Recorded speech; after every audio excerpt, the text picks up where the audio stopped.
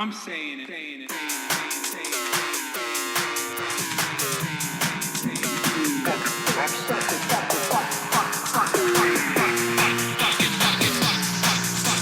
America deserved 9/11.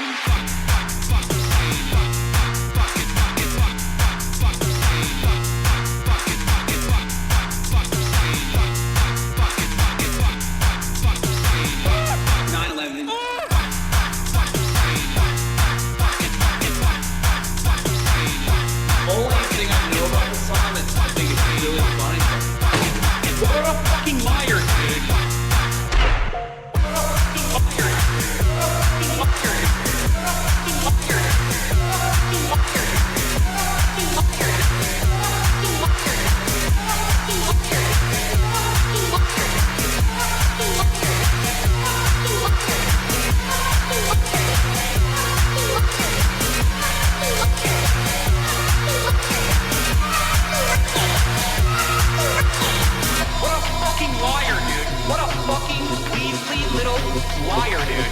What a fucking Weasley little liar, dude. Holy shit, dude. Holy fucking shit, dude. Literally lying. What a fucking liar, dude. What a fucking Weasley liar, dude. What a fucking... Holy fucking... What the fuck?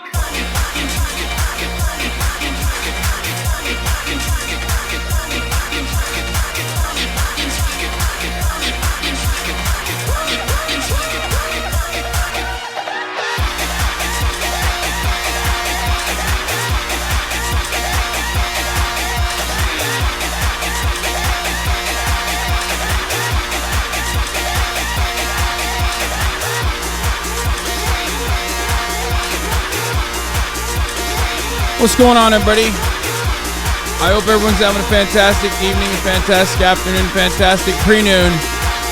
No matter where you are in the world, I'm Hassan Piker, and this is the HasanAbi podcast coming to you live from sunny California, Los Angeles, folks. We're live and alive, and god damn is it a sunny day here in California, Los Angeles. A beautiful fucking day here in California, Los Angeles, folks. And I hope all the boys, girls, and MBs are having a fantastic one because it's a beautiful day. It's a fantastic day. I'm having a great time so far. I'm feeling good. I'm feeling good. I'll just come out of the gates swinging and just say it. Fuck it. We got immaculate Friday vibes. It's a beautiful Friday here. It's February 3rd, 2023. 67 degrees and sunny. Woo! 11:13 a.m. here in California. And god damn it, baby. It's fucking Friday. It's Flat Fuck Friday. It's the goddamn weekend. It's time to fucking party, baby. You already know. You already fucking know, dude. Oh my god.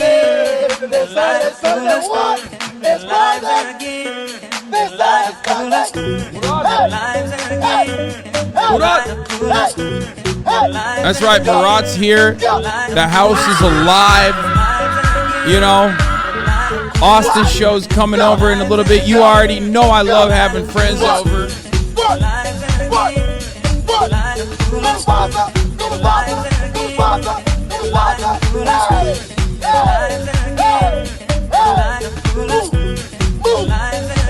That's right, baby. Woo! Let's go. What?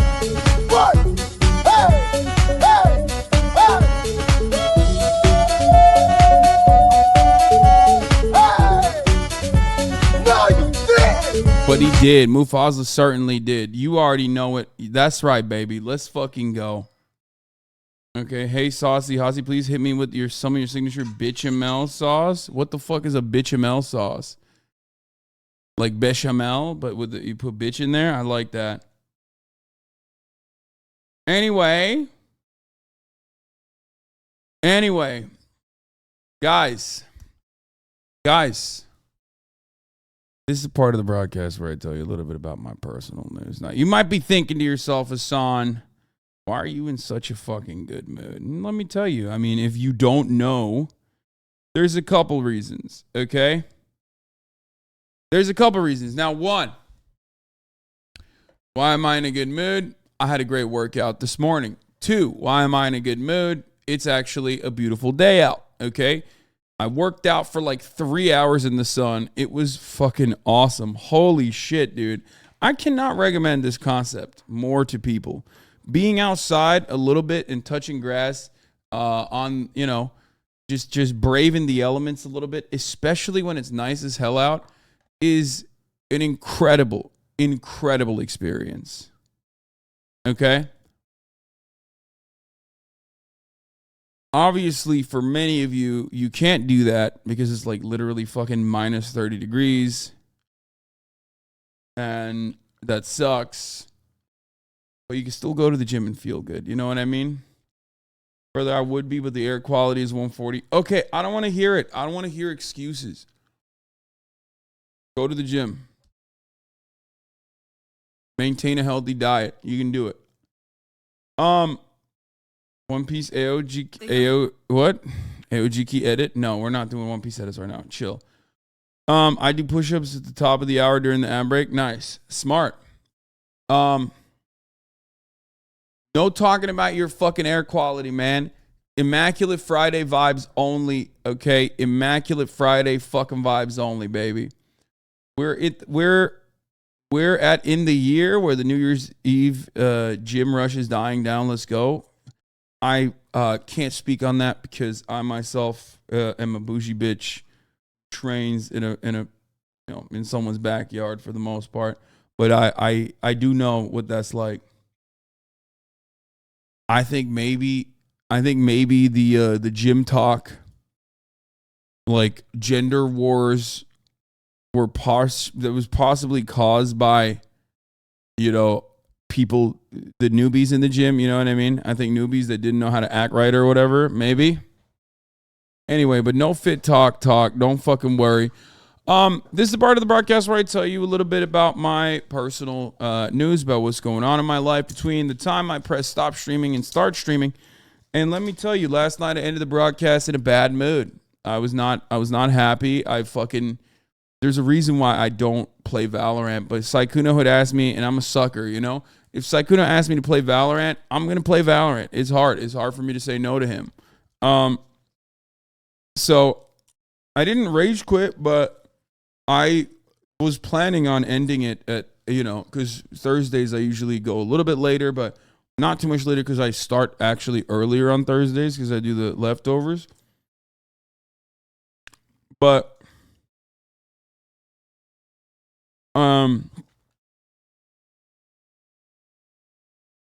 Dead Space was cooked, but it's not. Do not worry. Dead Space is not cooked. We're going to be playing it today. I hate your fit talk, but I started going back to the gym because of you. Nice. Good. That's awesome. I'm happy. It's always good. One Piece updates, not too much. I unfortunately did not have a lot of time to watch a lot of One Piece. I love that, Frankie is such a cool character. Unfortunately, probably the closest character to me in personality, I feel like. Not only because he's like the only American character who happens to be a weapons manufacturer. He too also has he's a big soda boy. He's a weapons manufacturer, but he's a big soda boy. He's American. He's like a bit of a dumb goof, lovable, strong. So, yeah, he loves cola. And so do I. So I see a lot of myself in him. But yeah, Frankie's great, and I'm glad. Originally I did not like him at all. I love when a TV show, no matter how goofy it is, no matter how like child or like broad it is, like it's a fucking shonen. It's not supposed to be like excellent writing in general. Like my expectations aren't very high. But as far as shonens goes, like, One Piece is pretty good because whenever a literary work changes my perspective on a character that quickly, where it can just like take me from despising a character to loving one, I mean, that's pretty good. Like, I didn't like him. And now I do. And stop talking about One Piece. I'm spending all my free time consoling my mother after you finished cum-holing her. What the fuck? I've never heard cum-holing. Some of you need to be taken out of the internet. You need to not be on the internet anymore. Anyway, every goddamn day you stream in respect, bro. Fuck yeah, of course, always. But yeah, what the fuck was I saying? It's just it's a great show. It's a very cozy, very good show. Emotional moment with Usopp. Zoro shows that he's racist again. You know what I mean? Where he's like, oh, the black character is coming back on the ship. And he's like, absolutely not. There are going to be terms and conditions if you want to allow the half black character to come back onto the fucking boat. Classic. Best character of all time. I mean, especially best character, but also deeply racist. Like, I get it. I totally get it. I love him, but he's racist. You know what I mean? Anyway, new ship is fire. New ship is absolutely fire. One thing that I've always loved is that, like, they always have vegetation on the ship, which of course is good because, like, pirates used to get scurvy.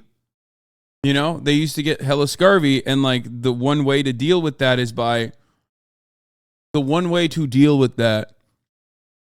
by eating, you know, like lemons and getting vitamin C, right? So it's cool that they have tangerines on the ship. It's cool that they have grass on the ship now. I love that shit. It's cool. It's great. You know? And it's Nami's tangerines that, you know, tie back to her backstory. It's awesome. Anyway, so but what about Nico Robin? Nico Robin did something.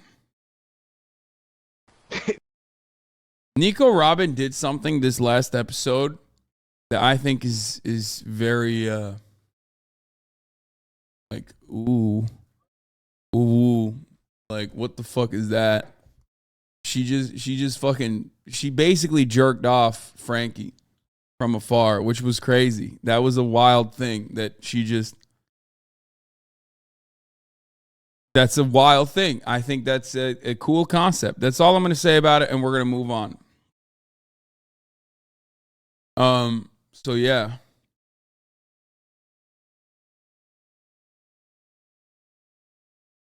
Have you watched new Vinland Saga eps? No, I haven't.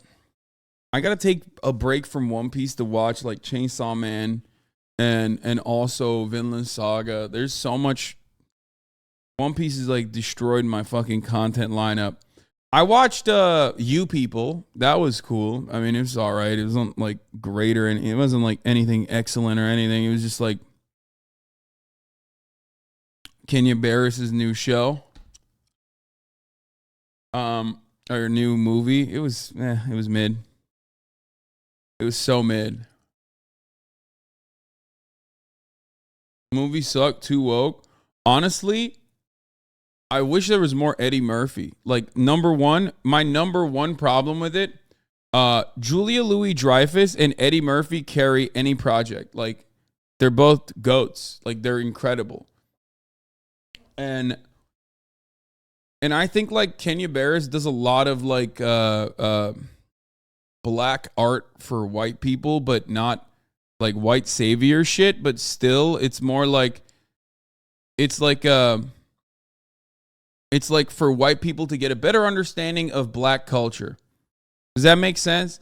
As a white guy, I feel like this is what this is my takeaway from it. It's not black art for predominantly the black community, right? And like obviously he's trying to make money. Like, you know, I don't have an issue with that, right? And I think that Kenya Barris makes not like white savior shit. Obviously, that's not what I'm saying at all.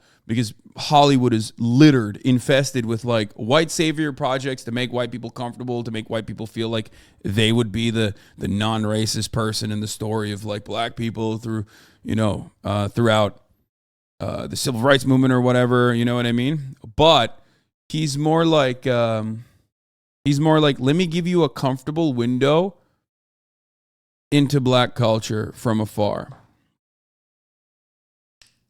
You know what I mean? Where from a safe distance, like it doesn't get too crazy. Like, don't worry, nothing will confuse you. You can just watch it from afar. He makes black shows that are palatable to white people. I don't even know if it's like it's black shows in the sense that it's about black people. It features black people, but I don't think it's for black people. Anyway, so that was my takeaway from you people. And then I guess my takeaway was like, I wish Eddie Murphy was more prominent. Like, because his character was awesome. And I wish there was more, but I think like because of what I just mentioned, the dialogue was not great. But what I'm trying to say is because of what I just mentioned, he was not more prominently featured. You know what I mean? There were a couple characters that you see in black works of art for black people that seek to serve a black audience, like the scamming uncle and shit like that. But they make like very small, like the best parts of the movie made like really, really small appearances is what I'm saying. And it was mostly just corny. And it was mostly for like, does that make sense? And I wished it was more like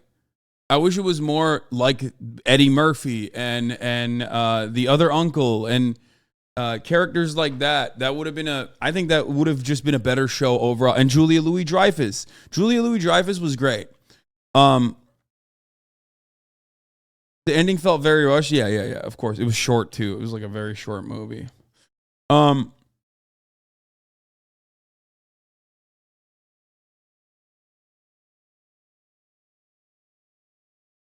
It was a movie about Jonah Hill and getting his fiance's dad's approval. It wasn't about a couple. It was about a white Jew trying to get picked by black culture. Yeah, that's exactly. That is the show. How do y'all watch so much shit? I don't do anything else other than stream and watch shit. Apparently it was filmed like 3 years ago. No, it makes sense. Like I don't. It wasn't like. I don't think they put it out. I don't think they made it because of like Kanye West or anything like that. So, yeah, ultimately, it's not very good. I didn't think it was great. And I think my sentiment on Kenya Barris holds.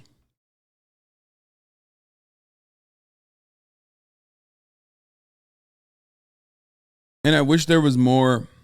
I wish there was more Boondocks. Making art as a black artist is complicated because if it becomes popular, your blackness becomes a commodity to be consumed by white audiences. Yeah, for sure.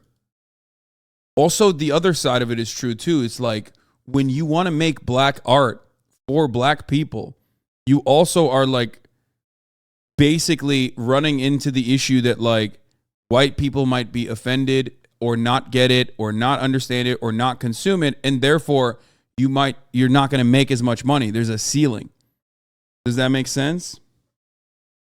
And I think that's the reason why it's Q white Twitter attacking you for your Kenya Barris take. I think my Kenya Barris take overall, who by the way I have no issue with. I think Kenya Barris is great. Like who cares? He once said that I was a very handsome man at the Peabody Awards. And, I fucking took that to heart. I was like, thank you.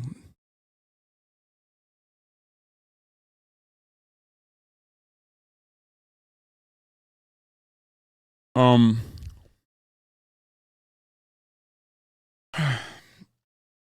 movie is biracial, which pisses everyone off. I mean, I don't care about that. Like I said, I wish there was more. I wish there was more Julia Louis-Dreyfus being like, here are the strongest parts about the movie, okay? Julia Louis-Dreyfus being like I want to be a nice liberal, but I'm actually being incredibly racist and basically like treating you like you're an entity as a black being and not as like a human being, okay? I love that shit. It is very real. Liberals do behave like that. And it is also absolutely fucking racist. I talk about it regularly when I say, like, be normal. Just be normal around black people. Like, you have to be normal. Just stop being weird, right? And I think that that's great. The otherizing with kindness, exactly. That's fire. First time I ever saw that in mainstream work was basically Jordan Peele in Get Out. That was the first time I ever saw that in a mainstream work of art. You know what I mean? And it's awesome. That is a great trope that I think needs to be explored more. But I think people are a little bit more careful and don't want to do it because they consider that to be like offensive to liberals. You know what I mean? It's like you're basically making fun of the studio executives, you know what I mean, that are making the movie when you do stuff like that. But I like that. I think that's a great character. It's a real one. It's one that's not often explored, and I personally love that. I know Atlanta does it. Yeah. Anyway, so that's great. And then Eddie Murphy's character is great, which is because, you know, he's like a complex Nation of Islam revert. There's a Farrakhan moment in there. I wish they explored that a little bit further. That would have been great. But I think he didn't want to go too far. I think Kenya Barris doesn't want to go too far. You know? Where he doesn't want to push any boundaries. Anyway.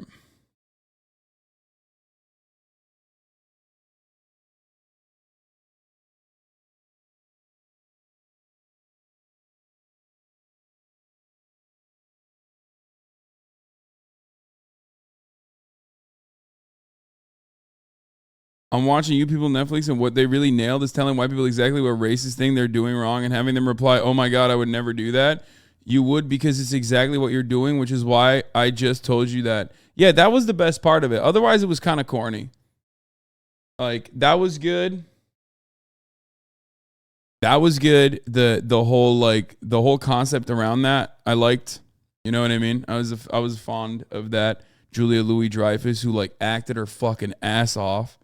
And also Eddie Murphy's character was great too.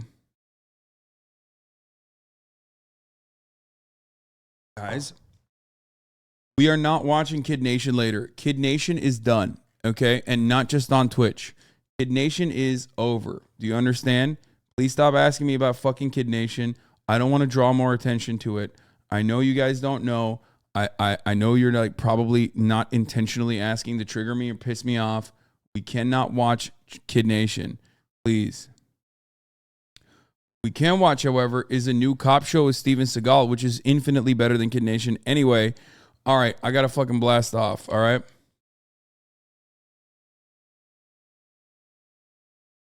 Remember when I told you guys I can't watch MILF Manor, other content creators can, or how XQC can watch SpongeBob, but I can't watch SpongeBob? And a lot of you motherfuckers were like, what do you mean you're not like other content creators? Why do you think you're so fucking sick? It's because in a lot of instances, especially particularly litigious studios that normally would not even fucking sue will come after me when I watch shit because I have too many fucking haters. Okay? That's it.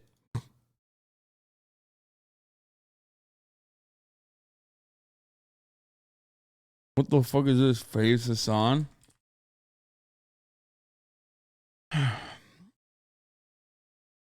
Would you have Olayemi on? Yes, I said I would. I actually reached out to her a while back, but from what I understand, Lol Overruled and Olayemi are gonna be they're both going to be coming to Los Angeles soon. So when they're here, I'll have them in person, which will be great.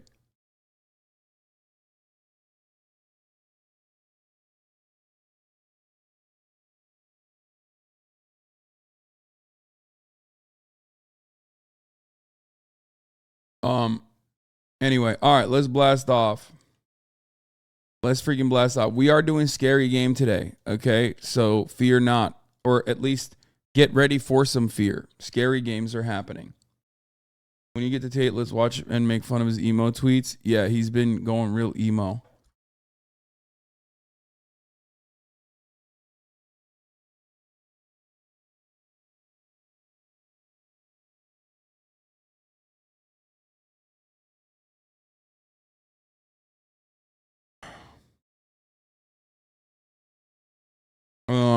Okay, that's my update though.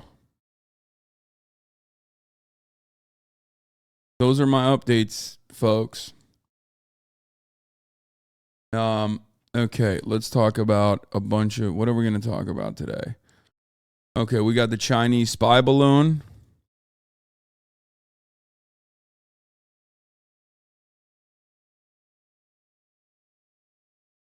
We got Austin Show coming over in the middle of the day.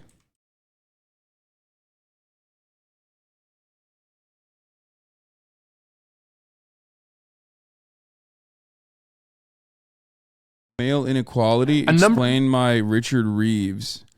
Explained by an expert in male inequality. How do you become an expert in male inequality? This is a funny story.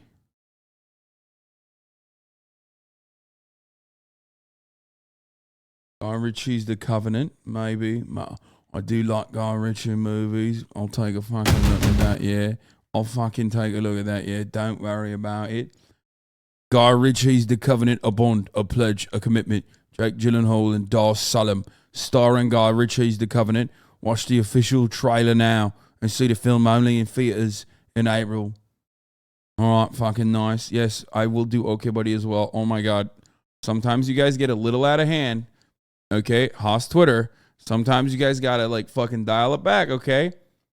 If there's one thing I hate, it's motherfuckers dictating what I do on the stream, okay? You know this. Stop. Don't like it when you do that. Kyle Kalinske went on JRE and talked about Trump versus DeSantis. Kyle also wants me to talk to Ro Khanna, but like, I don't know what the fuck I want to talk to Ro Khanna about after he fucking voted against socialism, which was like, what the hell are you doing, bro? Anyway.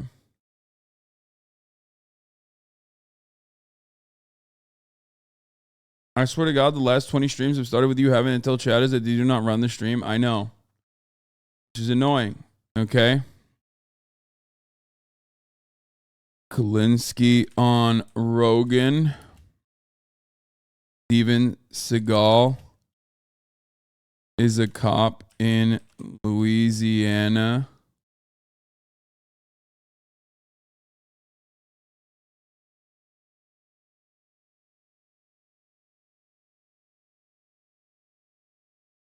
Yeah.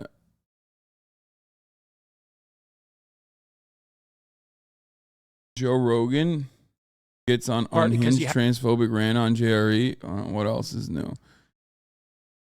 Okay. Good thread on how performative hyper wokeness mostly comes from kids not knowing how brains work. Wait, what? I can't even. This person blocked me.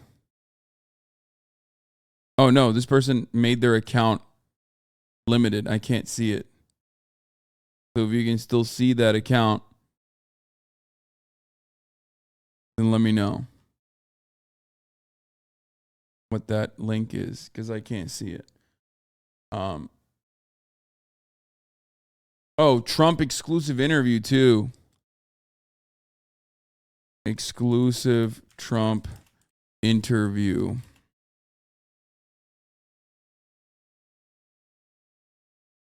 DeSantis L.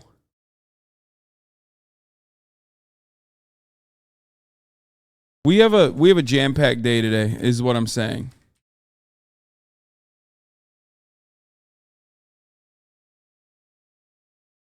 Okay, get in now.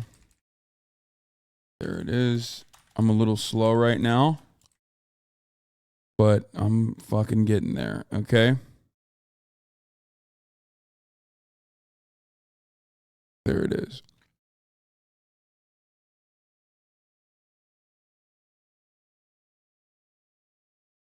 Hasn't Rokana endorsed DSA cannons before? I don't understand. He does. He like toes this like weird line.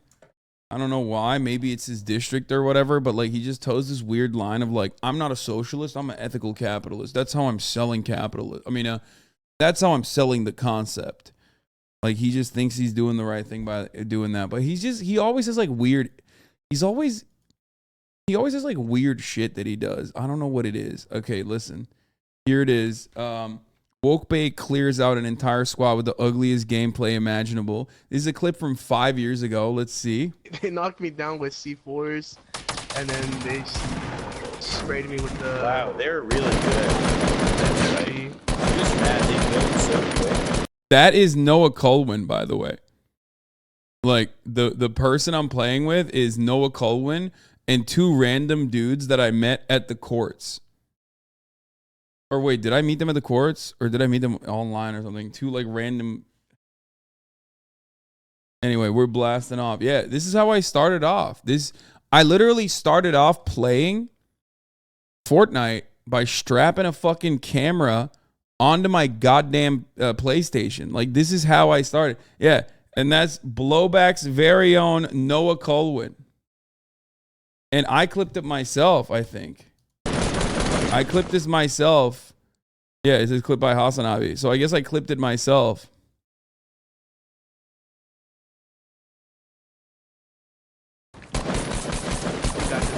Easy. There's one behind you. There's one behind you as well. Oh, fuck. Where? How did you and Noah meet? Online, man. In the bottom. Oh, I see him. Oh, my God. Sorry, his friend showed up. Oh, my God. His friend is Mo's friend. Hold on. I will. Oh, he's trash. Get him. That's... Oh, my... Hasan. Got them. Hasan with Can the someone team, clip that shit? Cause I just got 4 kills, bitch. I'm Lil Tay, youngest flexer in the game, bitch. You wanna? You wanna fuck with my homies like this? I'm Lil Tay, bitch. Let's go. Ew. That's so bad. I clipped it myself. Yeah, okay, first of all, here's the thing. Okay? Here's the thing. I'm still just as cringe. I'm still just as bad at video games. And I still pop the fuck off when I literally just like dunk on someone who's just ass cheeks in a video game. Nothing has changed in the past 5 fucking years. Okay? If the only thing that's like changed is that I clipped it myself when I don't have to do that. Bro called himself Lil Tay and then clipped this Fortnite clip. Thank God you made it out the trenches. Yeah, honestly, I'm telling you right now, like, this clip in and of itself shows that there is no such thing as a meritocracy. Okay? There is no, like, motherfuckers need to look at this and realize, like, meritocracy is a lie, brother. Okay? Straight up. Let's go. Let's go. I forgot that you were alive. No, I'm not gonna lie. I have a cozy campfire. Sweet. They knocked...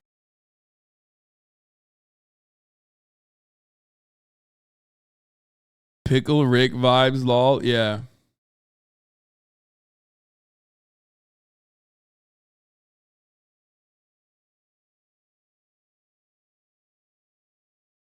One more, please. This vid is wild. Services are complex, and there's more to it than just you go and you post a photo. So I agree that in many places we could do better, but I think for the core of the service, it actually is quite clear. Thank you, Senator Graham. Senator Klobuchar. Thank you, Mr. Chairman. Mr. Zuckerberg, I think Fuck. we all agree that what happened here was bad. Me. Acknowledged it was a breach of trust, and the way I explain it to my constituents is that if someone breaks into my apartment with a crowbar and then take my stuff, Look, 45 people were watching this. 45 people were watching this. This is on. This is what I did. I put the PlayStation camera. Do you want to know what I was doing? Do you understand what I was doing here? So this is on the PlayStation 4. understand that like I don't have a PC at this point. Okay? So what I was doing was basically putting the PlayStation camera up to my laptop. Up to my fucking laptop. So that I could like react to the Mark Zuckerberg live testimony while playing Fortnite.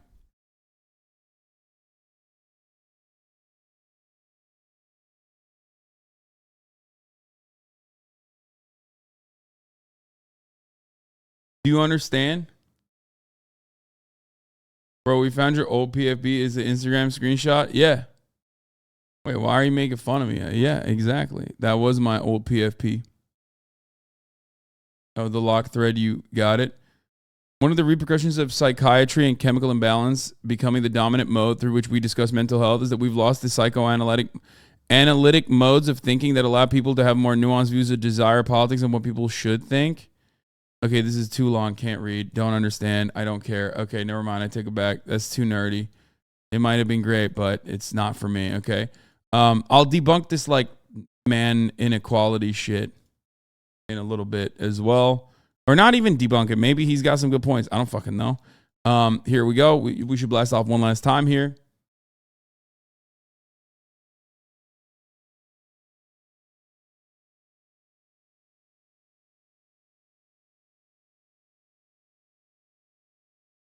Live core reacts with gameplay. This shows you were ahead of the game.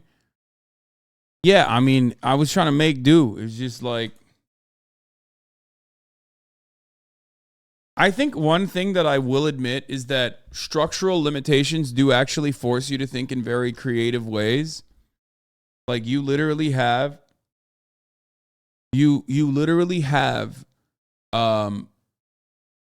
these creative ideas, and you have I think like personally you have more creative ideas when you're literally struggling to come up with like things that you can't achieve. Structural, you mean poor? Yes, man. That's what I mean. Yes. I think I was absolutely way more creative when I was fucking broke and trying to like do this shit than I am now. After a certain point, you basically figure out what works, and then you keep doing that. And obviously I never want to get stale. And that's why when you look at the content creators at the top, if you look at myself, if you look at XQC, we are constantly changing shit. New Emo's got approved, and I'm so stoked. Doesn't even matter if you don't subscribe. Just go peep at these babies made possible by my mod Izzy and Abby X Games.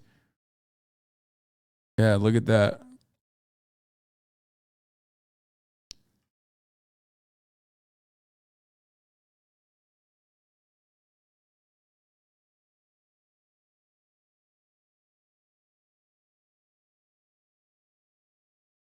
XQC gives his deep thoughts on the cost of living crisis. You're not poor. You're balling the fuck out. If you're making 120K, you're not poor. You're balling the fuck out. Not in California. Hey, Dan. Well, not in Chicago. Hey, man. Not in New York. Move! Get out of your fucking place! Stop living in shitty fucking places! Complaining about the fucking rent and the fucking. That's an insane take.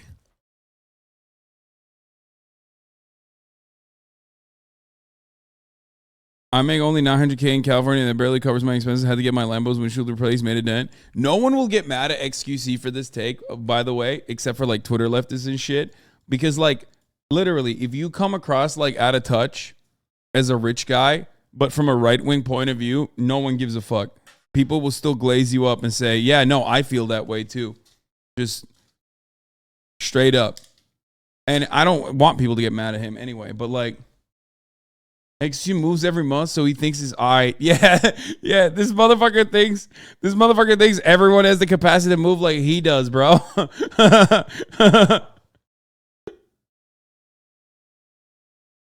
How do they make money if they move, lol?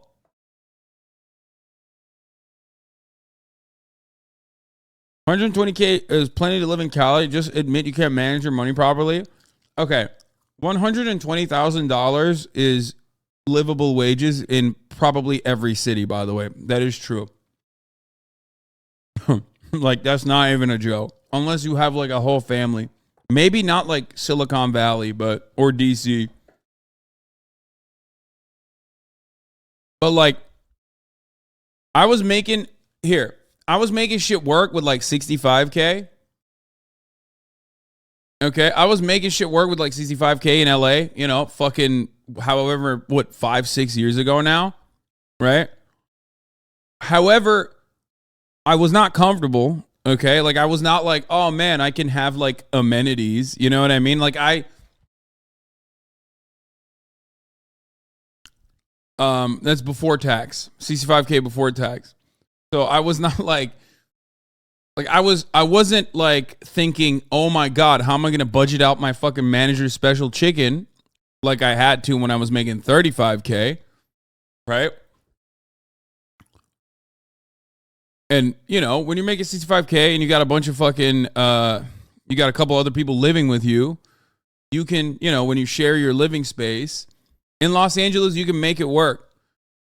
Depending on what your goals are, depending on what you want. But like 120K in Los Angeles for one person, you're doing all right. You're definitely no longer, in my opinion, you're definitely no longer fearful of survival in the same way.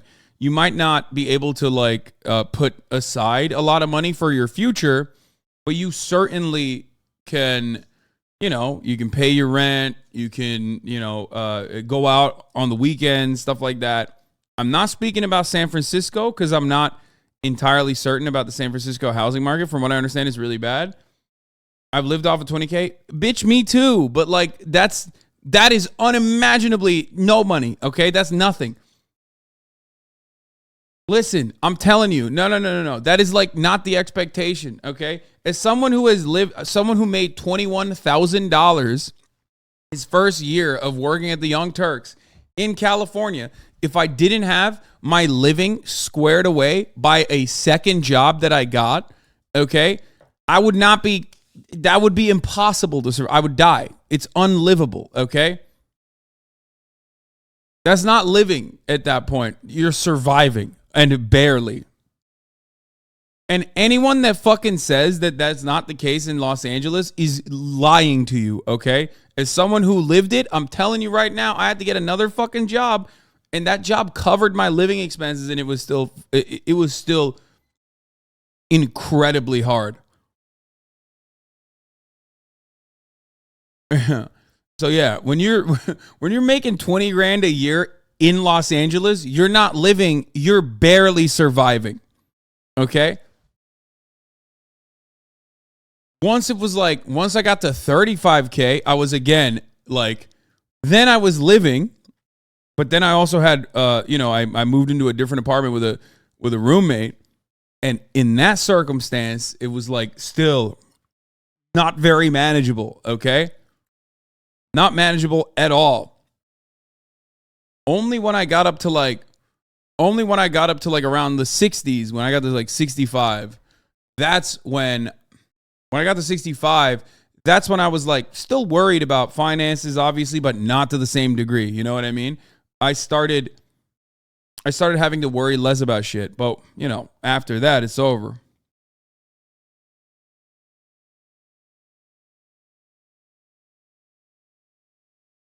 I make 20K a year and make it work, laughs and finish. Bitch, are you kidding me? Never compare American cost of living to like other countries with social safety nets, okay?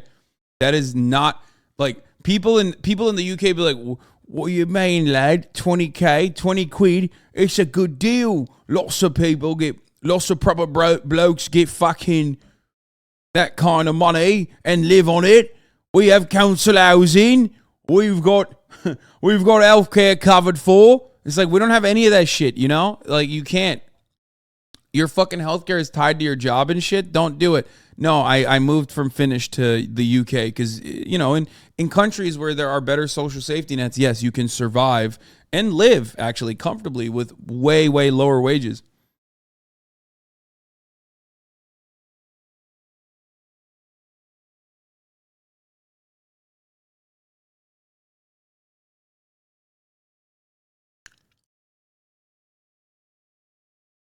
Anyway, it just sucks. It sucks everywhere.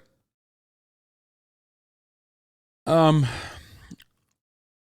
120K, I would say, for, a couple years ago, I think 120K in Los Angeles, you're fine.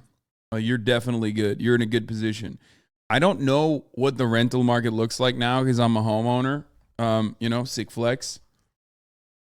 But I would assume it's not.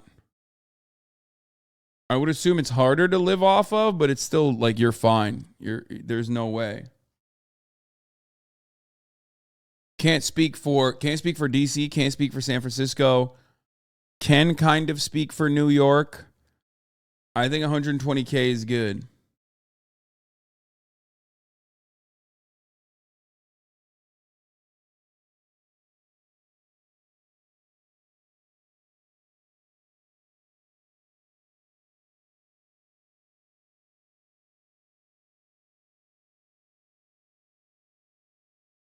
People who moved from San Francisco to a small city after the pandemic hit, had it made. Yeah.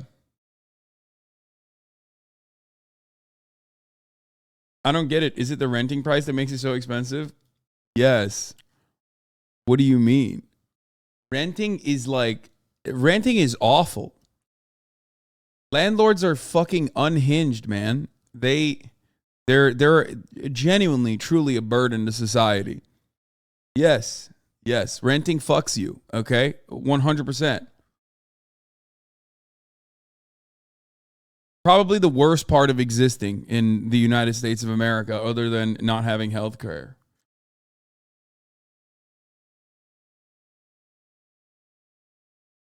Bro, think about it. In order to work,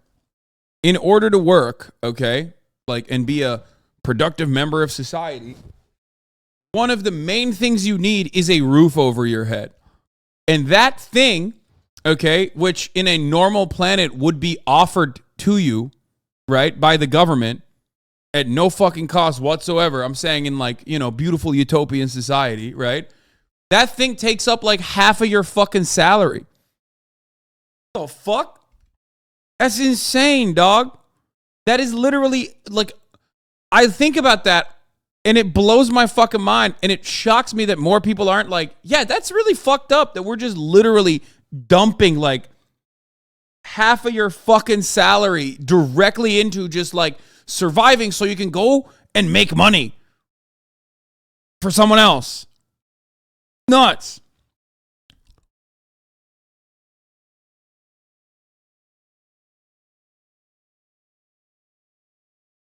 I'm the main breadwinner for my landlord's family. Exactly, dude. Yeah. Talk about housing first programs. Not a lot of people talk about that. Yeah, I have talked. Yeah, well, not me. I talk about it all the time.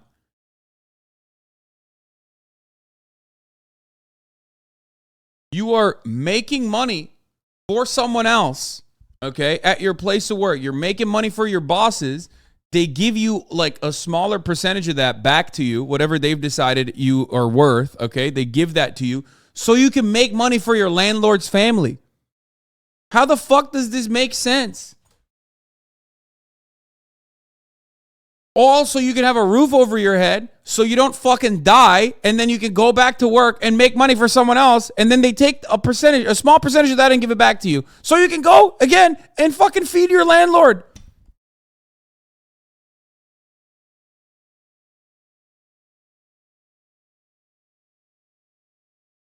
That shit sucks. Meanwhile,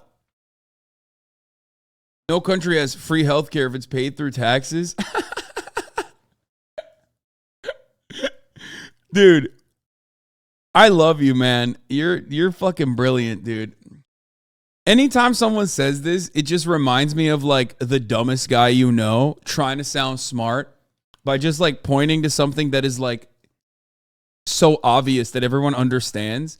No one thinks when I say free healthcare, that means that it magically is just, we're enslaving doctors at gunpoint to do healthcare. You know what I mean? Yeah. It's of course it's paid through taxes, bro. What do you think? This is fucking magic? You think, what the fuck?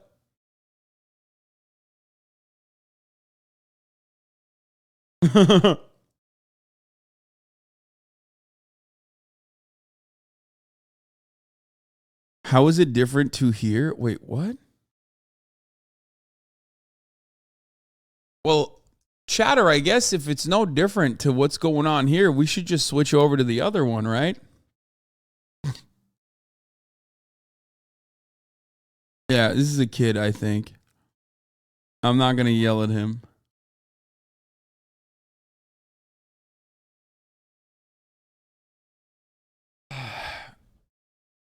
Yeah, like when you're driving, I'm not a kid, I just want to learn. Uh-oh, that's embarrassing. Okay, when you're driving down the road, okay, or when your house is on fire and the fire department comes over and like, you know, saves you from your fire department, do you think like, oh, that's free, or that's paid for by taxes?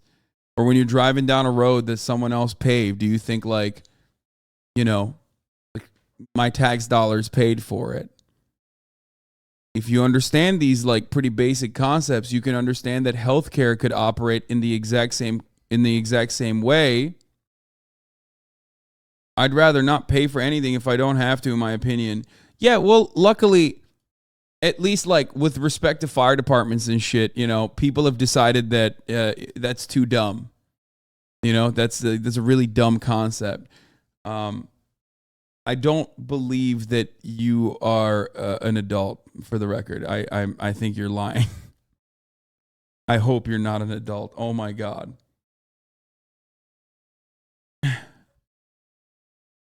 So like,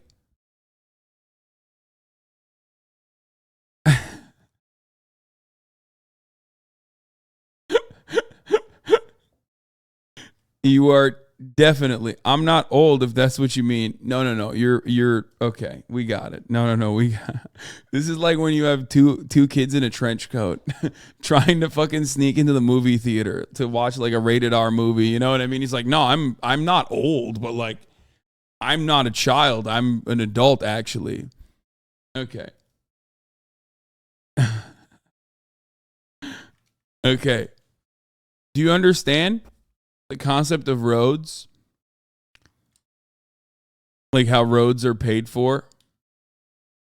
Because your dad, I don't think you're an earner. I'm going to keep it $150 with you. I don't think you're an earner, but your dad goes to work and makes money, okay?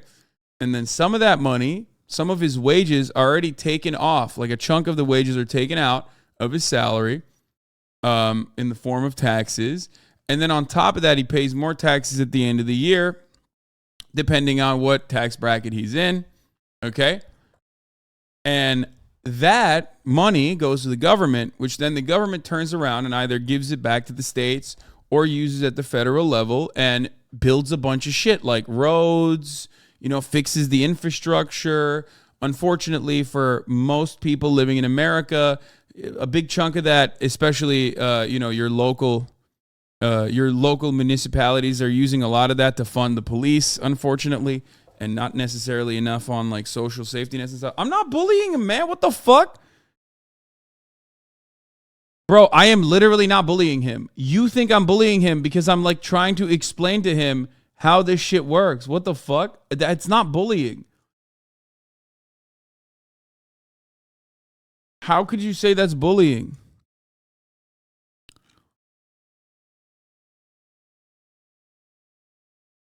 You have to agree, German doner kebab is a superior version. Is there a problem why this is prominent in the U.S.? I never see it happening in the streams in other countries. Even if we ban guns, we end up with the UK like mass stabbings. See, he needs to do his research. This is a kid who wants to understand. You guys are being crazy. He's a European kid who is trying to fucking comprehend.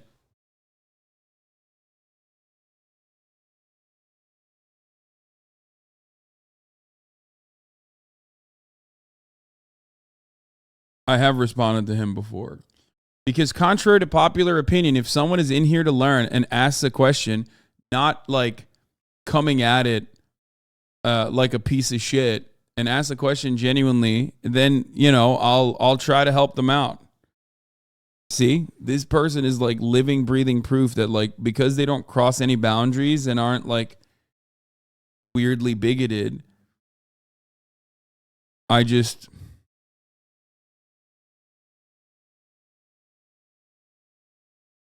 but people know it's a deepfake at the end of the day, just like Photoshop pictures. Yeah, well, okay, that's fucked up too. That's unethical too. I didn't catch that one. Anyway,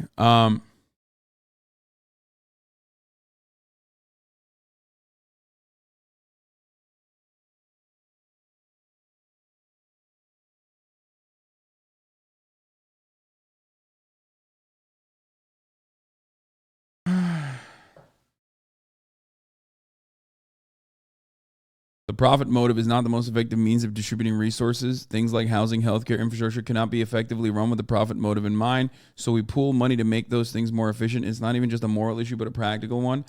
I mean, it also depends on the profit motive of who's making profit. If you think about the government as an entity, or if you think about the entirety of the working class as an entity, then even from a capitalist perspective, social democracies are literally better than other kinds of capitalist formations that are hyper-libertarian, right? That's why China is pretty fucking goated with respect to how well they have developed over the course of such a short period of time. That's why European social democracies seemingly work better than the United States of America. So, of course, if you look at dynamic scoring on a bill, okay, from our Congressional Budget Office, that dynamic scoring should always factor in ROI. Because roads are costly and they're technically a waste if you think about it in the same way that you think about healthcare spending. But we never see it that way because infrastructure spending is actually good for the economy because it helps it helps eliminate logistic burdens, right? You get it? And the same goes for healthcare and the same goes for housing as well. It's just about who is profiting and how they're profiting. So even from a capitalist perspective, go to your 40. Shut the fuck up, Zoe 101. I'm 30 and I can say whatever the fuck I want, bitch. Don't come at me ever again like that. Anyway.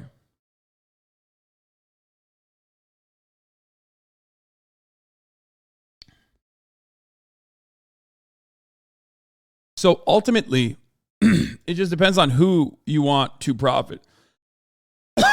Or short-term profits, short-term gains versus long-term gains. We are still resting on the laurels of prior moves towards a social democracy or the economic boom of of the entire every industry and every facet of government working in unison, in the post-World War II era, or even leading up to World War II with the New Deal. Right? These are all things that America did originally as a country. Obviously, there was a lot of other issues with respect to racial dynamics, or respect to gender dynamics, stuff like that. But what I mean is, overall, we are still literally operating off of things that we did in the fucking 30s. You know what I mean? We're still banking on that. Like most of the infrastructure or the skeleton was built in the aftermath of the New Deal. And unfortunately, it is completely fucking... that was a bad take from my end. Hey, thanks for the explanation. I understand. I agree. That was a bad take, and I apologize for it. Look at that. We got one.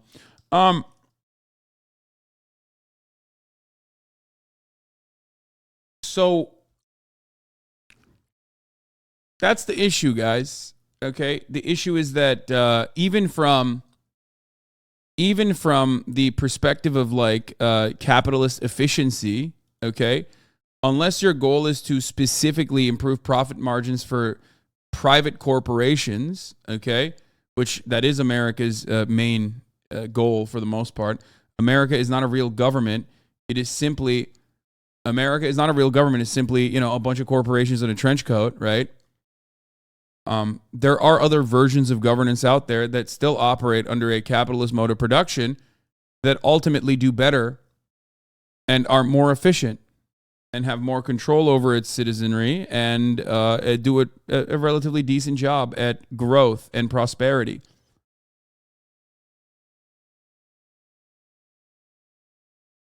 We just don't do that, you know? Yeah, so USA is not a country, it is a business, and it's not a particularly good business. It's like a shady business, you know what I mean? It's a business that like is just skimming off the top constantly, taking money from you, giving it back to like the other corporations, like subsidizing them as they run your fucking lives. It's awful. Meanwhile, the top of the hour comes and goes, and you forget about it, and then I serve it to you at the top of every hour, and you're like, well, fuck, I'm paying a lot for rent. How the fuck am I going to get $5 to pay for a subscription to avoid the top of the hour ad break? Well, fear not. You can use a Twitch Prime. Everyone's got an Amazon Prime account. You can connect it to your own Twitch account, and you get one free Prime subscription a month that way. Or maybe you can get gifted a sub. Jub1276. Thank you for the 5 gifted subs, allowing 5 people to no longer see the ads at the top of the hour. Tamana and Dreidel Champ. Thank you for the 5 gifted subs. Total of 15 people no longer seeing the ads at the top of the hour. Here's a 3-minute ad break now. Let's watch this Guy Ritchie's The Covenant.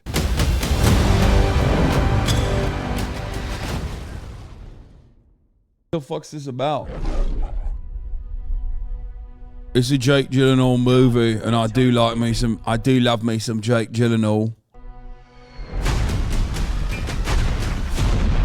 Shinigami Jules, thank you for the 5 get the subs. I don't remember a thing. Wait, what? You get fucking shot, yeah?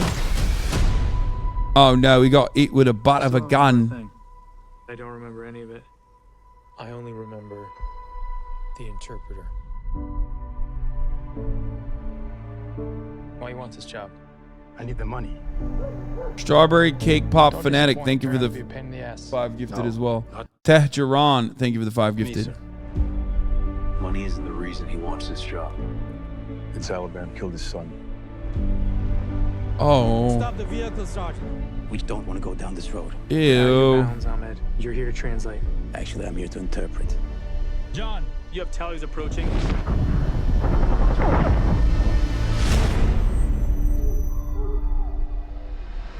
Why is Guy Ritchie making like American war agitated propaganda? Like, what the fuck? Or is he doing that? This would be shocking. It's giving Green Book, yup, a promo movie for the American military. Why? Dude, there are so many fucking incredible war movies that have been made. Jake Gyllenhaal played in one of them.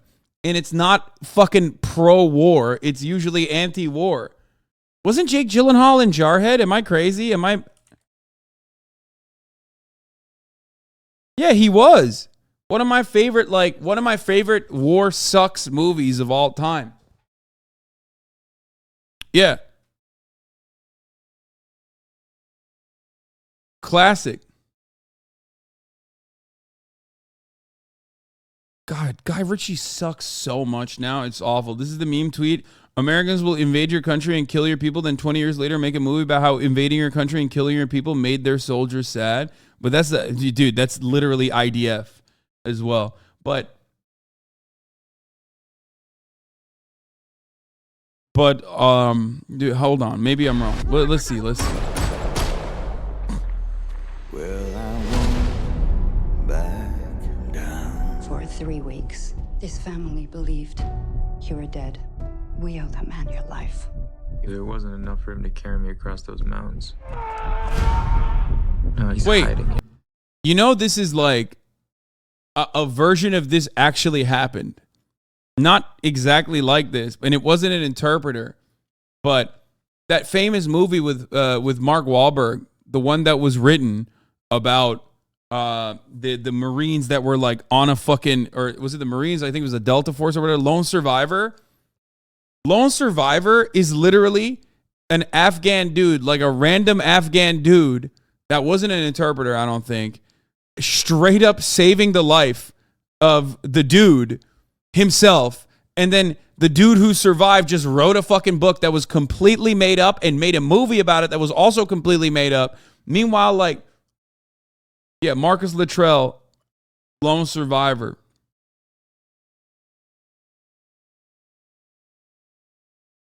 In a hole. hole somewhere. I should be in that hole. You could stand me up at the gates of hell. Everything all right, John? No, everything's not all right. There is a hook in me.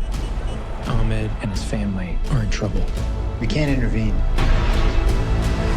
I am gonna have to get him out myself. Shut the fuck up. Dude, stop. Yo, this is disgusting. I have goosebumps, man. I have goosebumps watching. Oh, fuck you, Guy Ritchie, you fucking piece of shit. Make fucking better movies, you asshole. What the fuck is this? Why? Look how far you've come, you fucking dickhead. Have some responsibility. Have some shame. Okay? You made Snatch. You made Lock, Stock, and Two Smoking Barrels, yeah? Why are you making Saving Private Ahmed for the fucking Americans, you dog? God damn, dude. What the fuck? Oh, God, it's so gross. It's so fucking gross. Oh, this makes me so mad. I hate pro-U.S. military. I hate pro-U.S. military war movies. I love anti-war war movies. I'm a big fan. I fucking hate when they make movies like this. This is like Green Book mixed with fucking Saving Private Ryan, featuring, Afghan interpreter who speaks perfect English, by the way. Okay? Oh my God, dude. What the fuck? No, we don't know. Maybe it's anti-war. No, fuck no. This ain't anti-war, bro. This is literally like one good American soldier understands the value that this Afghan guy gave him after being saved. He hated the Taliban because the Taliban are ruthless, brutal warlords. And they killed his son. So he joined along with the U.S. forces to do the right thing. And then the American government fucked up. But don't worry. This one fucking U.S. soldier is out there to right the wrongs of the American government by single-handedly going out there and saving him, dude. It's like this guy doesn't exist. Okay? This is not a real thing. You're just basically washing over why the Taliban are there to begin with and who fucking helped them get there. You're trying to make the cause look righteous when there was no righteousness involved in like going into Afghanistan to begin with. It should have never fucking happened. Okay? I hate that. That's why I love Jarhead. Jarhead very clearly shows you like this shit is dumb as fuck. These fucking idiots literally were sent out there to sit in the goddamn desert for a couple days, got fucked up, and some of them got killed even during basic training for no fucking reason. And it should have never goddamn happened. It's my favorite war, Operation Desert Storm. Best fucking war of all time, okay? It's so stupid. It's so stupid. It's like,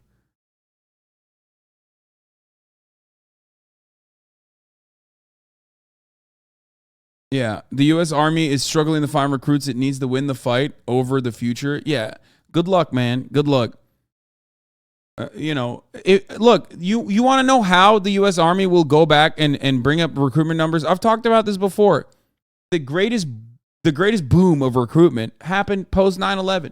So if that Chinese balloon somehow fucking 9/11 twos, okay, there you go. That's how you get that's how you get recruitment numbers. That's it. Because no one thinks the U.S. military is doing anything good. Fucking people that are enlisted right now don't think the U.S. military is doing anything good. They think the U.S. military is a bunch of fucking losers, okay? They know it. The motherfuckers that are enlisted, that are probably in here right now, know that they're a bunch of fucking losers. They keep losing all the fucking wars, and they're just there to literally go overseas and work at the behest of Raytheon and numerous other military-industrial complex like giants. That's it. That's the goal. The goal is to sell weapons, oftentimes to both sides, and then, keep the war machine churning. And, I don't know, defend poppy fields if you're in Afghanistan so that you can fund JSOC and, you can fund, CIA operations down the line that then continue the fucking war machine. Okay? And you go in, You hope that you don't get your dick shot off by some fucking sniper while you're, defending the fucking poppy fields. And then you come back, you go to college for a fucking free communications degree, and now you're fucked up in the brain, and you're also in the shitty job market where you're going to get paid nothing, and everyone's going to make fun of you. But hey, guess what? Guess what? Folks, if you join the U.S. military, guess what? We'll salute you, okay? We'll thank you for your service. You'll get fucking $5 off jalapeno poppers at 11 a.m. on a Wednesday. So there you go. And maybe if you're lucky or really unlucky, you'll get your health care covered too on top of that. That's it. You get to board the plane first, and that's it. So fucking stupid. You have no idea how correct you are? Of course I have every idea how correct I am, because I'm not speaking out of my ass. Obviously, I didn't fucking serve, but, I talk to vets all the goddamn time.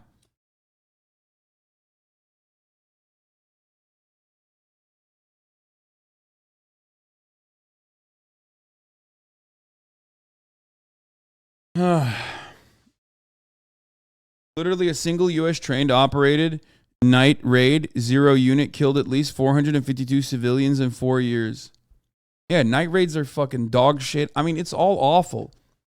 They literally, dude, you're just doing an overall objective bad. You know what I mean? You're not doing anything good there. You're just not.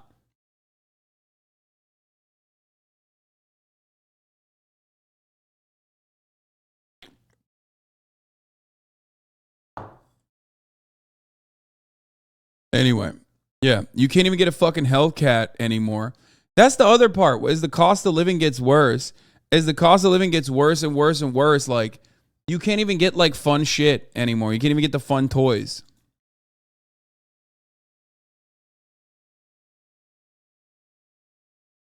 You are never going to, you're not going to fucking recruit with the same numbers that you need by making cool movies about how the U.S. military is doing a fucking great job when everyone understands that it's not doing a great job. They might act like, our veterans are protecting our First Amendment rights by killing fucking, I don't know, some random goat herders in Afghanistan or whatever. But everyone kind of understands, like, and doesn't want to think about it. That's what it is. Here, let me tell you the greatest example of this, right? What is it? Every 22 minutes a veteran commits suicide, veteran homelessness? There is no better objective fucking fact that we literally do not give a single shred of a fuck about the U.S. military, its operations, or the people that are fucking thrown into the war machine than those two factors, okay? The only time anyone ever chirps about fucking American veterans is when they're trying to use them as a cudgel, as a talking point against immigrants, to be like, oh, why are we letting immigrants in this country? We can't even house our veterans. It's like, bro, you spit on the veteran down the fucking street, okay, while you're walking past them. You want the police to fucking brutally execute the homeless veterans. Meanwhile, you're acting like you give a shit about the veterans. Shut the fuck up. You don't care. You don't care. Nobody cares. The U.S. military uses your body and throws you in the trash. Exactly. There you go. And the only thing you'll get is this, okay? Oh, man, you're so good. Thank you. Thank you for your service. Meanwhile, everyone basically fucking understands now, especially, that, like, none of this war shit that we've engaged in for the past 20 years has been an objective good, and it's just all been bad. And the only tangible feeling that we get from war and why war is bad, I guess, is from the people that come back. Everyone has like at least one relative that they know that came back and is just fucked up, okay? They're everywhere, having a hard time walking, crippled with PTSD, trying to fucking self-medicate, addicted to drugs because like it's already too hard to deal with this shit. You know what I mean? And that sucks. So you see no dubs on the board. Dudes with fucking Adidas slides are just owning the multi-trillion-dollar American military. They took over the entirety of Afghanistan in like 2 fucking days, which, by the way, we negotiated. Remember that. Don't forget that shit. Okay? Like, there's no dubs here. There's nothing. That's probably why liberals are so desperate to cling on to like the the good war that we're fighting narrative in Ukraine, where they're like, yeah, well, at least we're like funding a good war for once, a war for emancipation. And it's like, it's none of that matters. Okay. They're doing it for money. Okay. They're doing it for money. There is no such thing. They're just doing it for fucking money.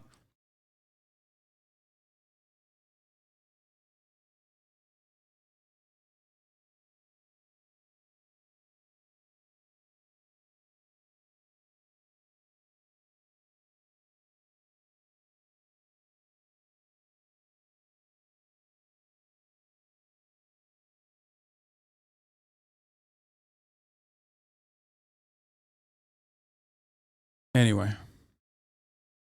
which was the worst loss, Afghanistan or Vietnam? I don't even fucking know. I can't even speak on that. I don't know. But what I do know is, well, I mean, we're not even talking about Afghanistan. We're talking about Iraq.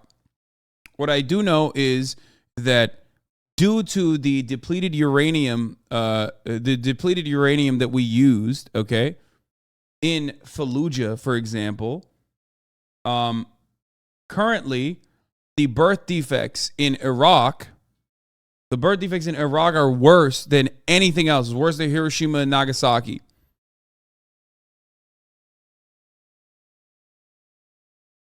Even though Vietnam is still Agent Orange, and due to the weapons that we use, white phosphorus in Vietnam, in southern Vietnam too, by the way, which is supposed to be the aligned area. Children still have hella birth defects as well.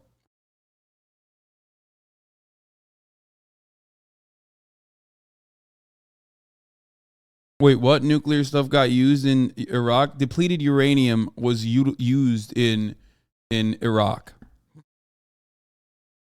Your tweet yesterday got 330,000 likes. Yeah, I know. You know what's really funny about this tweet, by the way? All the people that responded to this. Did you finish the trailer? No, fuck that. I'm not finishing that fucking trailer. Fuck Guy Ritchie. I couldn't even finish. I couldn't even get through 1 minute and 46 seconds. Okay, I'll finish it. Listen, you're gonna be alone. There ain't no. You gotta adapt. Use what you got. If you can give me the location, if I can get him out of the country. It's too dangerous. You've become very popular with the Taliban. I miss you. Love you, Daddy. Love you, Daddy.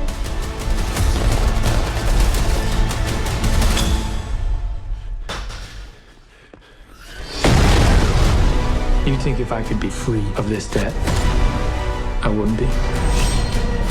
You think I have a choice? There is no choice. No, I won't back down. Oh, man.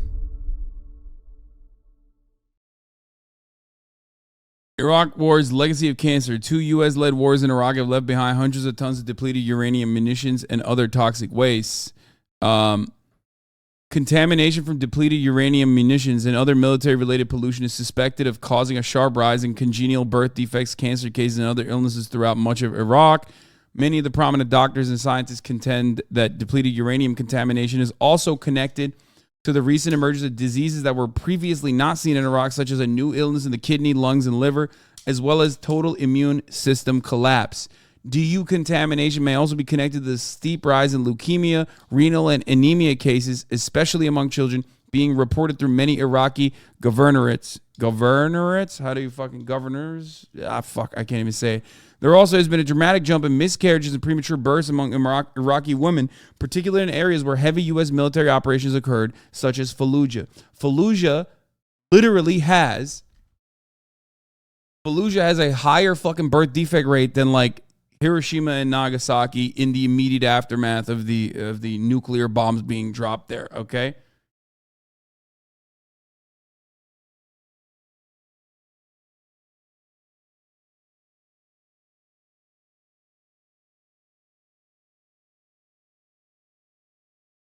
Huh.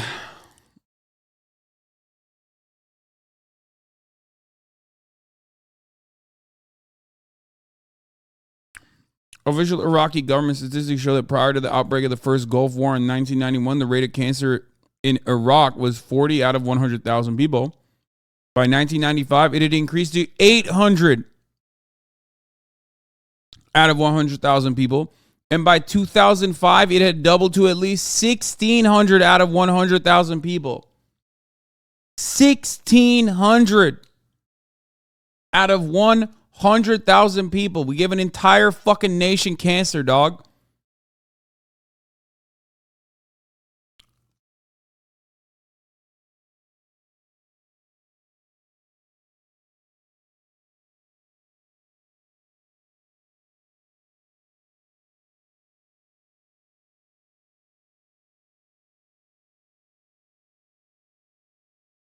Yeah. I mean, but of course, remember, this shit's also literally fucking giving the people that are using the weapons cancer too. Dude, the fucking burn pits at forward operating bases literally gave the deployed service members cancer, and then the American government, up until like recently, refused to treat it. Okay? Like, they don't give a fuck about their own people. Why the fuck would they give a shit about the enemy?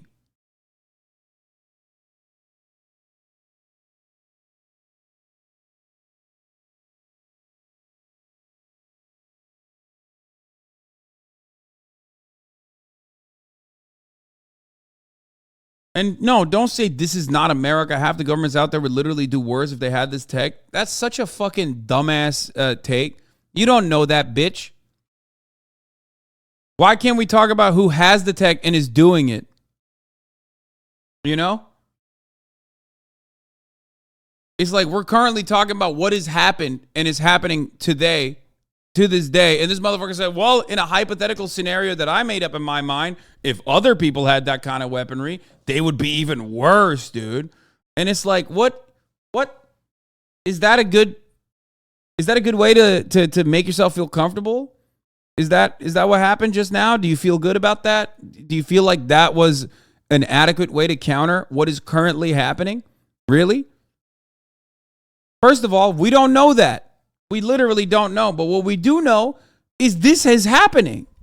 We know that this is happening. So why the fuck are you like trying to... Why the fuck are you trying to be like, well, other people will be worse? Also, here's another take. You can't get much worse than this. You know what I mean? Like, this is like pretty much up there with like, you know, just relentless evil. You know what I mean? But of course, because we live in it and we reap the benefits of it, living in the imperial core, living in the West, we don't even think about it in the same terminology or even in the same kind of evil. Okay? To the Iraqi person, the American service member is no different than a fucking Nazi. Okay? I know that this comes across as like unimaginable to you, but why the fuck does he care? He thinks you're the same. You're there to kill him. You've polluted his lands. You've destroyed his infrastructure. You've killed his family members. He doesn't give a shit. You are the Fourth Reich. You know? That's the truth.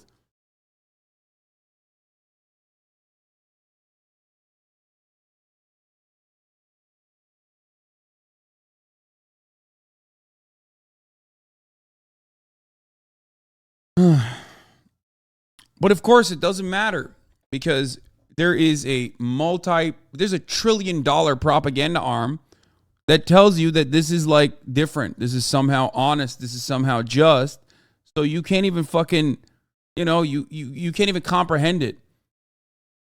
They're working simultaneously to make the people that you're brutalizing seem more evil and dehumanizing them and making them seem like they deserved it. They were asking for this, while also simultaneously saying that they are welcoming us as liberators, which is like additionally disgusting. Okay? And then also telling you that like the cause is just because these people that you have effectively dehumanized, are also doing untold evil to themselves and to you as well if you don't fucking intervene. You know?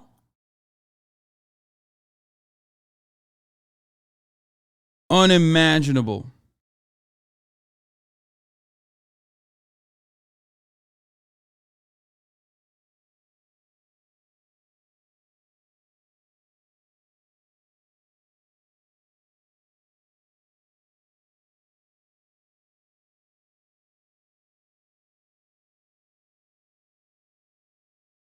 Remember when we joked about news outlets asking serial killers to talk about other serial killers? No way.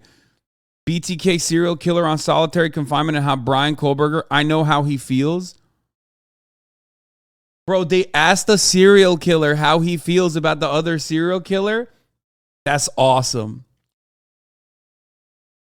The Heritage Foundation disagrees and says you're stupid. Dispelling the myths about military use of depleted uranium. From February 20th, 2001. Man, they were quick with it. The international outcry over claims that the use of depleted uranium during the Kosovo intervention caused leukemia in 24 European members of the peacekeeping force is unfounded. Numerous studies of depleted uranium, the byproducts of the process of extracting fuel for nuclear reactors and weapons from uranium, have not found any link between its use by the military and any form of cancer or other problems. The controversy that erupted after soldiers were found to have leukemia is threatening to undermine the alliance structure in Europe. It is imperative that the facts about depleted uranium are not lost in the debate. Because people are saying, wait, how did they know if this was in 2001? How did they know it was true? Guys, fun fact, as the Heritage Foundation is already mentioning here, that's not the first time they used depleted uranium, dog. They're talking about it in fucking Yugoslavia. In the Kosovo intervention. Thank you, USA. You are my best friend. You are the peacekeeper. You are the legend. And this is not even the impact that it had on like fucking, Serbian people or whatever that it was used against. They're talking about the fucking impact that had on the Allied forces, the European soldiers that potentially got fucking cancer. Okay? Anyway, so in Yugoslavia, they targeted arable land specifically. Also, yeah, the fucking Heritage Foundation. Like, this is a multi-billion-dollar propaganda operation. That's why you can always find some shit. You can always find these disgusting pieces of shit, these fucking monsters.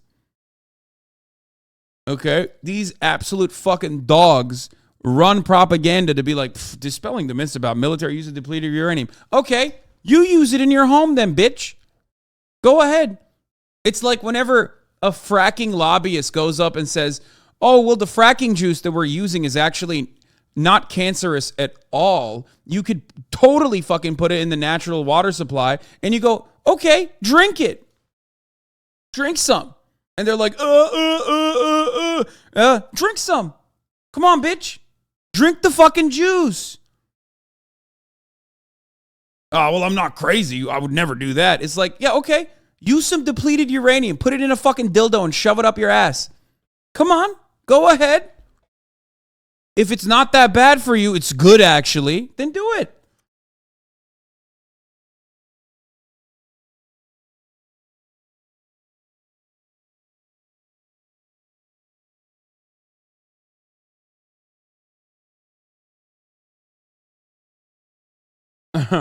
Damn, Hassan spreading misinformation yet again. Yikes, pal. I like depleted uranium. It sounds cool. Yeah, what the fuck, dude? Hey, we got to use the uranium somehow. Fuck you, man.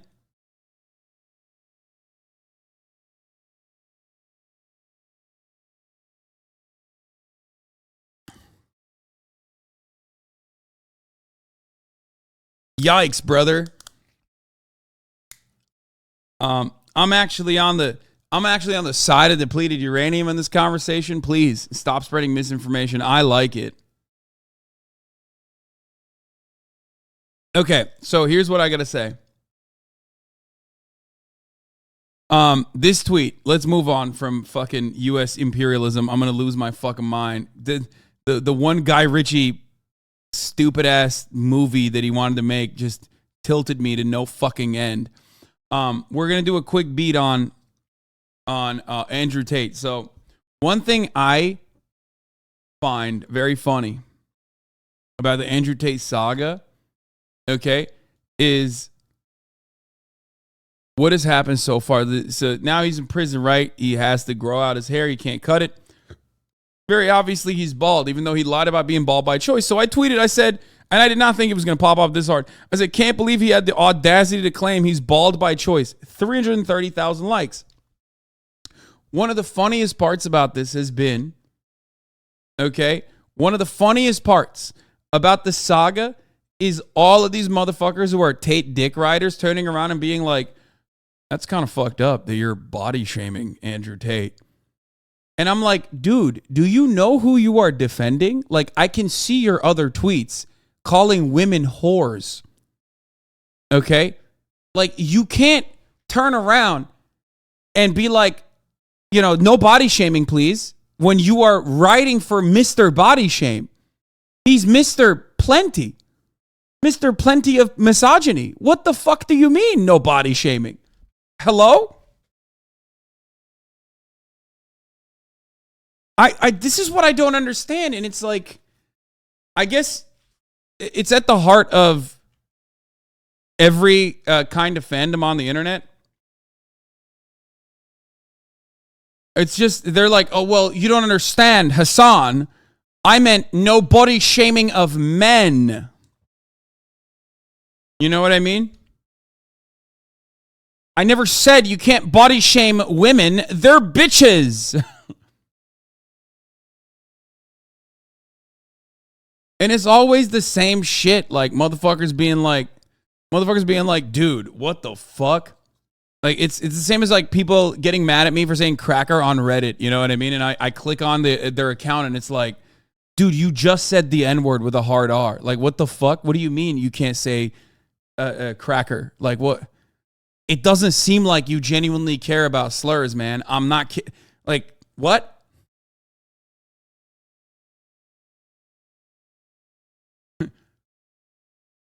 What the fuck?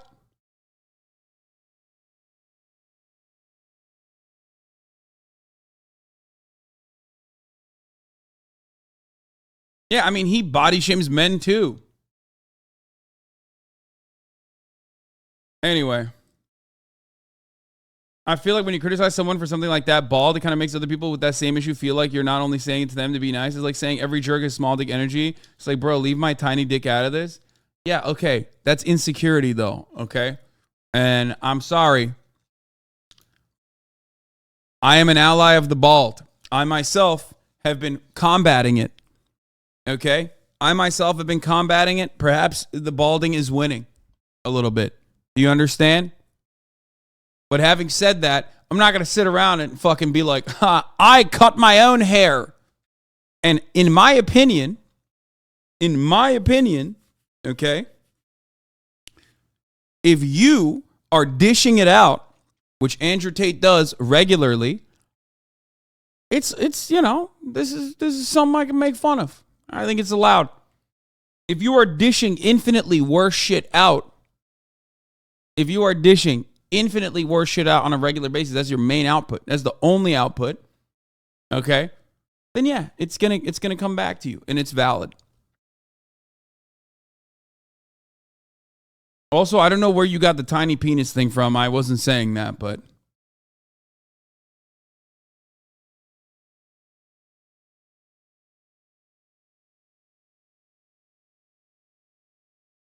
and even then, I'm not even saying this motherfucker is bald.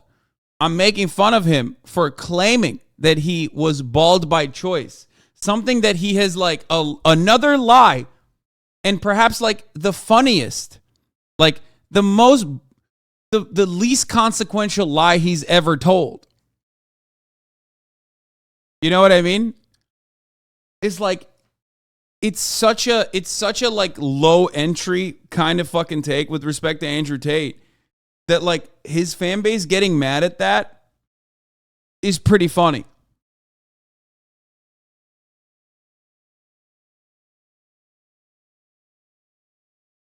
I'm also a huge fan and also bald. Your jokes get under my skin sometimes. Perhaps something that should get under your skin is minoxidil and Propecia.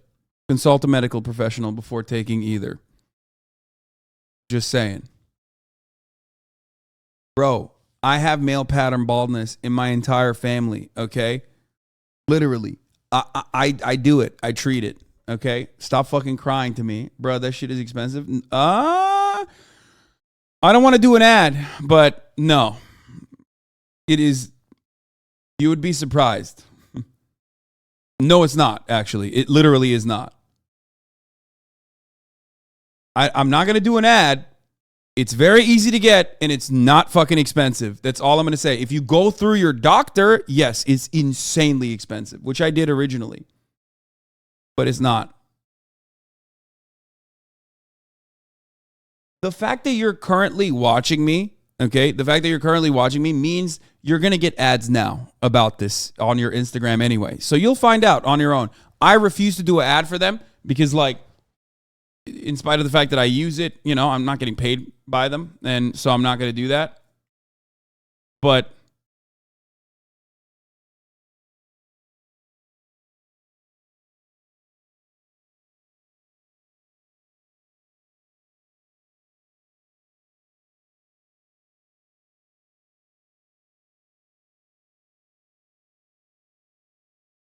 recommending black market baldness remedies? No, they're not black market baldness. They're not black market at all. What the fuck?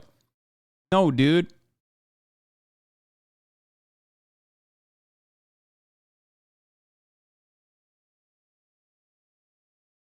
They sell it, brother. They sell it at fucking CVS. Okay, Keeps, Hims. There are plenty of fucking, subscription services that you can get. That's like $15 a month or some shit, or $10 a month. There are even cheaper alternatives. You're fucking wrong. Okay, shut the fuck up.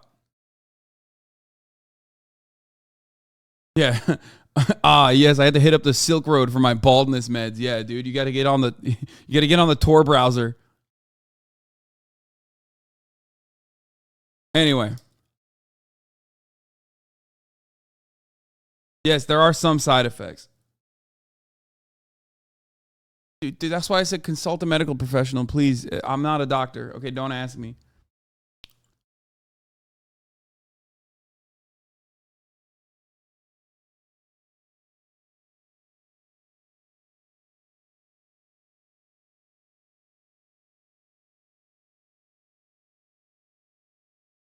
Anyway.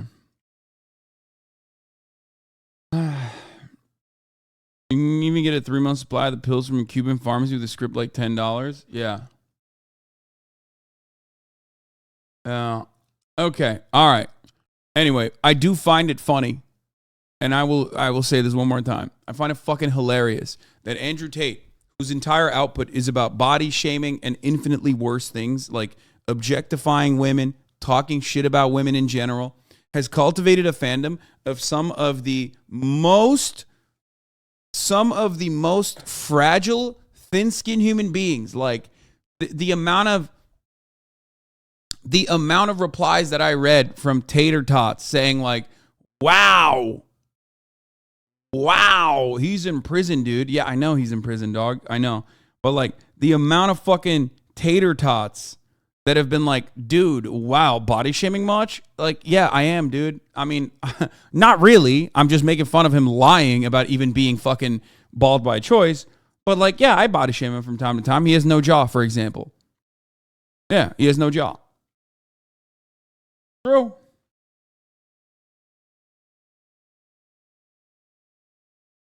But like, you can't fucking, you can't do the no body shaming shit. Okay? You can't.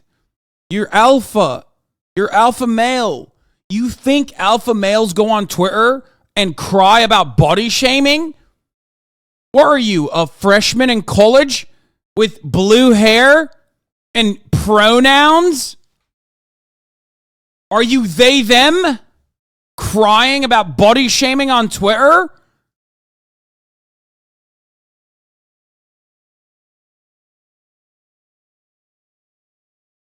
Egregious. Unacceptable. Meanwhile, Andrew Tate's tweeting like he's Dostoevsky in his jail cell. This is pretty funny too. Beauty is fleeting. There's currently a snowstorm here in Romania.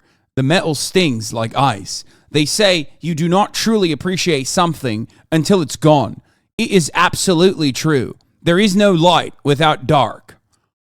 The smallest and most casual of things are truly beautiful in hindsight. I'd pay $10,000 for a hot coffee or a hot shower. You've been taking the sun for granted as it rests on your hand while you drive to work. You don't fully appreciate your last glass of clean water. When you truly recognize every experience is fleeting, you learn to smile in the rain. You see the beauty in the raindrops, in the absolute silence of solitary. There's even beauty in the blistering cold. So what's up? Is prison rehabbing him? Like, what's happening? Is he going to be like a good guy? Did they break him? Is this the one fucking good, like... He thinks he's Mandela? In some ways, he is. He is the Nelson Mandela of women hating. I'm arrested by people who are defending the rights of women. He's about to write a letter from Romanian prison. The myth of the white moderate. The white moderate places a time frame on another man's emancipation. Oh, dude, holy shit. How dare you? Or yeah, he's going to write a different kind of prison book, like My Struggles. In German, that would translate to Mein Kampf.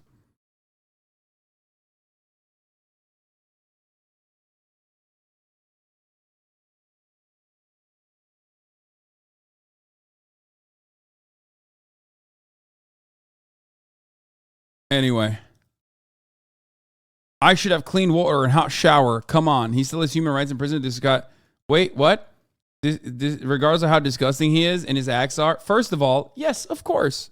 Of course I believe that everyone, including Andrew Tate, deserves hot water and a clean shower in prison. That attitude has not changed. I do not give a fuck. I will, however, still make fun of him when he's like writing about how like he's being devastated currently in prison. Maybe not hot water, but clean yet? No, dude, what the fuck? No, he should definitely get, he should definitely have like a base level of comfort. Everyone deserves that. This is what makes us human, okay? He has human rights. Everyone does. I don't give a fuck.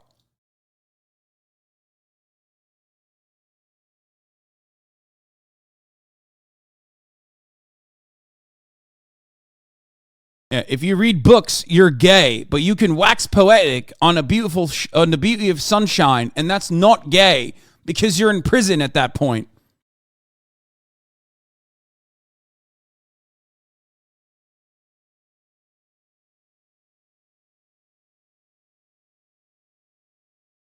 New article. Andrew Tate, influencer threatened workers with violence, victim